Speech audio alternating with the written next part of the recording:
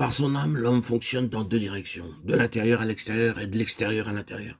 L'âme est le plan et l'organe de la vie et des relations humaines. Les choses divines elles-mêmes, qui ne sauraient être en premier lieu saisies et connues par l'âme pour devenir pratiques dans la vie humaine, doivent avoir un organe constitué pour les interpréter, les transmettre et les rendre intelligibles aux hommes. Ainsi, ce qui ne peut être reçu que par l'esprit avec ses facultés particulières est transmis par une intention pratique d'abord à l'instrument lui-même, ensuite aux autres hommes par le moyen de l'âme. Cela peut se faire par une intelligence éclairée pour exprimer la vérité, pour exprimer la raison, par un cœur rempli de joie ou d'amour, pour le réconfort et l'encouragement, par les sentiments, ou par une énergie vivifiée, pour l'action ou l'exécution, qui est la volonté. Mais nous devons toujours nous souvenir que nous ne pouvons pas servir réellement les desseins divins et être de valeur éternelle par nos propres âmes simplement.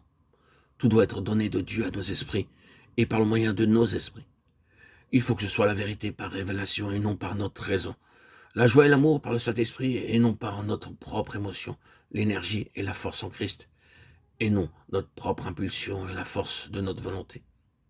Je prie le Dieu de notre Seigneur Jésus-Christ, le Père de gloire, de vous accorder un esprit de sagesse et de révélation qui vous apprenne à le connaître, et d'illuminer les yeux de votre cœur afin que vous sachiez quelle est l'espérance que fait naître en nous son appel, quelles sont pour les saints les richesses de son glorieux héritage. Éphésiens 17-18. Lorsque notre propre raison, nos propres sentiments et notre force de volonté reprennent le dessus, l'ordre divin sera de nouveau violé, une position fausse se créera et le fruit périra, bien qu'il puisse paraître bon pour un temps. Prenons la direction opposée. L'âme peut reconnaître, apprécier, comprendre et saisir toutes les choses de ce monde, dans la mesure de sa capacité naturelle, ou acquise, ou développée.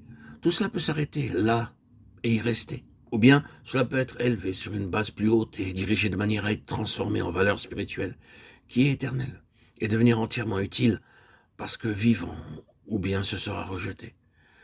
L'esprit montrera ainsi par son contact avec Dieu ce qui est bon et ce qui est mauvais, ou ce qui n'est qu'apparemment bon. L'âme ne saurait distinguer cela par elle-même. Elle doit avoir un organe spirituel doué d'une intelligence spirituelle qui lui transmette les mesures divines. Pourquoi voyons-nous tant de personnes dont la nature est des plus artistiques, poétiques et psychiques avoir été et être moralement si faibles, dégénérées, passionnées, jalouses et vaniteuses? Pourquoi les dictateurs dont le moi éclipse toute autre chose sont-ils si impies, osant braver Dieu? Pourquoi y a-t-il tant de grands intellectuels qui sont si orgueilleux, arrogants et souvent infidèles? Tout cela, c'est l'âme. D'accord, je peux te dire quelque chose? Vas-y. J'ai mis 3 viandes, il y en a 2 pour Nathan. D'accord. Et il y a 2 soupes. Et toi, il y en a une pour toi et une soupe. D'accord. Nathan, il y en a 2. Ça marche. Voilà. Tu surveilles de temps en temps, j'ai mis dans l'air fryer. Elles en ont fait, d'accord.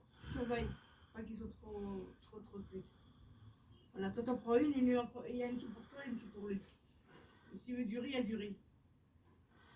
Le riz, il est dans la casserole. D'accord? C'est bon. Allez.